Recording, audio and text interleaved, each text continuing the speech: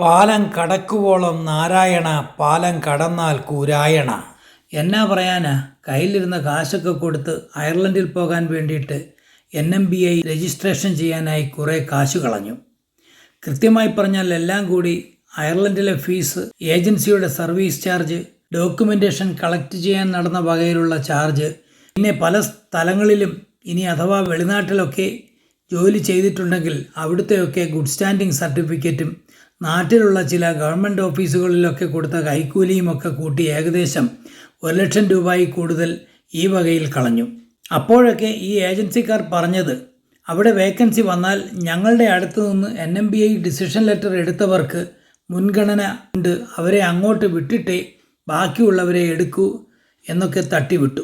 ഇപ്പോൾ ഉള്ളതുമില്ലട സൊള്ളക്കണ്ണ എന്ന അവസ്ഥയുമായി.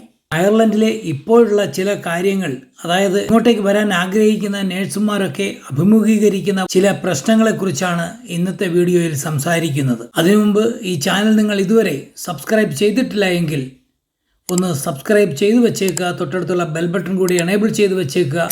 അപ്പോൾ ഞങ്ങൾ അപ്ലോഡ് ചെയ്യുന്ന എല്ലാ വീഡിയോയും ഉടൻ തന്നെ നിങ്ങൾക്ക് കിട്ടുന്നതായിരിക്കും. നമുക്ക് ഇപ്പോൾ അയർലൻഡിൽ നടക്കുന്ന ചില കാര്യങ്ങളെക്കുറിച്ച് സംസാരിക്കാം. ഇനിയിപ്പോൾ പുതിയൊരടവുമായിട്ട് ഇറങ്ങിയിരിക്കുകയാണ് ഈ ഏജൻസിക്കാർ. എന്നുവെച്ചാൽ ഇപ്പോൾ 1,00,000-നകത്ത് രൂപ പോയിരിക്കുന്ന ഈ പാവം നേഴ്സസിനോട് വീണ്ടും പറയുകയാണ്, അയർലൻഡിൽ വന്ന് ആപ്റ്റിറ്റ്യൂഡ് ടെസ്റ്റ് എഴുതി പാസ്സായി പിൻ നമ്പർ എടുത്തിട്ട് പൊക്കുള്ളൂ, പിന്നെ വേക്കൻസി വരുന്നതനുസരിച്ചിട്ട് കയറി വരാം എന്ന്. എന്നാൽ ഒരു കൂട്ടർ പറയുന്നു, എക്സാം വിസയിൽ മാത്രമേ അങ്ങനെ വരാൻ പറ്റുകയുള്ളൂ, വിസിറ്റിംഗ് വിസ എടുത്തു വന്ന് ഈ ടെസ്റ്റ് എഴുതാനുള്ള പ്രൊഫഷനൊന്നും ഇപ്പോൾ ഇല്ല, മറിച്ച് അത് പിടിച്ചു കഴിഞ്ഞാൽ നമുക്ക് പണി കിട്ടും എന്നാണ് പറയുന്നത്. ചുരുക്കത്തിൽ പറഞ്ഞാൽ എക്സാം ഫീസ് 2,800 യൂറോ, അതായത് ഏകദേശം 2.25 ലക്ഷം രൂപ കൂടി ഇതിനു വേണ്ടി ചിലവാകും. മാത്രമല്ല ഫ്ലൈറ്റ് ടിക്കറ്റ് ഏകദേശം 1,00,000 രൂപ പോകും. അതും കൂടാതെ ഇവരുടെ ഡോക്യുമെൻറ്റേഷൻ ഫീസ്, വിസ ഫീസ്, അങ്ങനെ ഒരു 100 കൂട്ടം വേറെ. പിന്നെ ഇത്രയും ദിവസങ്ങൾ അയർലൻഡിൽ നിൽക്കുന്നതിനുള്ള താമസിക്കാനുള്ള ചാർജ് അത് വേറെ. അങ്ങനെ മൊത്തത്തിൽ ഒരു 5 ലക്ഷം രൂപയിൽ കൂടുതൽ ചിലവാകും. അപ്പോഴും ഒരു ചോദ്യം ബാക്കി, ജോലി കിട്ടിയോ? ഇല്ല. അതുകൊണ്ട് എടുത്തു ചാടി NMBI രജിസ്ട്രേഷൻ ഒന്നും ഇപ്പോൾ എടുക്കണ്ട. കാരണം ഇപ്പോൾ 2 ആഴ്ച കൊണ്ടൊക്കെ ഈ NMBI രജിസ്ട്രേഷൻ കിട്ടുന്നുണ്ട്, അതായത് ഡിസിഷൻ ലെറ്റർ കിട്ടുന്നുണ്ട്. മാത്രമല്ല ഇപ്പോൾ ചെയ്തിരിക്കുന്നവർ അവർ എല്ലാ വർഷവും സ്വന്തമായി തന്നെ അപ്ലൈ ചെയ്യുകയാണെങ്കിൽ NMBIയുടെ ഫീസ് മാത്രം അടച്ച് അപ്ലൈ ചെയ്യാൻ കഴിയും. അപ്പോൾ ഏജൻസിയുടെ ഫീസ് കുറഞ്ഞു കിട്ടും.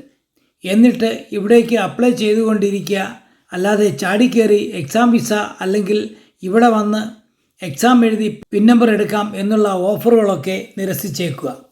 ഇത് പറഞ്ഞതിൻ്റെ പ്രധാന കാരണം, നേഴ്സസിനെ അയർലൻഡിൽ ആവശ്യമുണ്ടെങ്കിൽ, അതുപോലെ അവർ നിങ്ങളെ റിക്രൂട്ട് ചെയ്ത് കൊണ്ടുവരികയാണെങ്കിൽ നിങ്ങൾക്ക് ചിലവാകുന്ന എല്ലാ പൈസയും നിങ്ങൾക്ക് അവർ റീഫണ്ട് ചെയ്യുന്നതായിരിക്കും. മാത്രമല്ല ഇത് ഫ്രീ റിക്രൂട്ട്മെൻറ്റും ആയിരിക്കും. അതുകൊണ്ട് തന്നെ പറയട്ടെ, കുറച്ച് കാത്തിരുന്നാലും നമ്മൾ തള്ളിക്കയറി ഇങ്ങോട്ടേക്ക് വരാൻ ശ്രമിക്കാതെ വേക്കൻസി വരുന്നതനുസരിച്ച് വരികയാണെങ്കിൽ ഫ്രീ ആയി നിങ്ങൾക്ക് എല്ലാവർക്കും ഇവിടെ വരാൻ കഴിയുന്നതുമാണ്.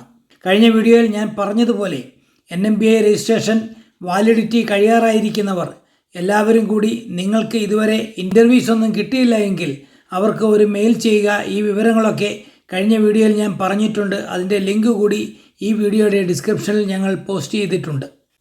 ഉടൻ തന്നെ മറ്റൊരു ഉപകാരപ്രദമായ വീഡിയോയുമായി വീണ്ടും വരുന്നതാണ്. ഈ വീഡിയോയിൽ പറഞ്ഞ കാര്യങ്ങളൊക്കെ ഇപ്പോൾ ഇവിടുത്തെ സിറ്റുവേഷനാണ്.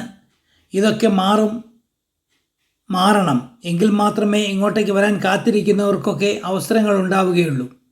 എല്ലാവർക്കും നല്ലത് വരട്ടെ. ഈ വീഡിയോ മറ്റുള്ളവരിലേക്ക് കൂടി എത്തിക്കുക. എല്ലാവരും ഇവിടുത്തെ സ്ഥിതി മനസ്സിലാക്കട്ടെ.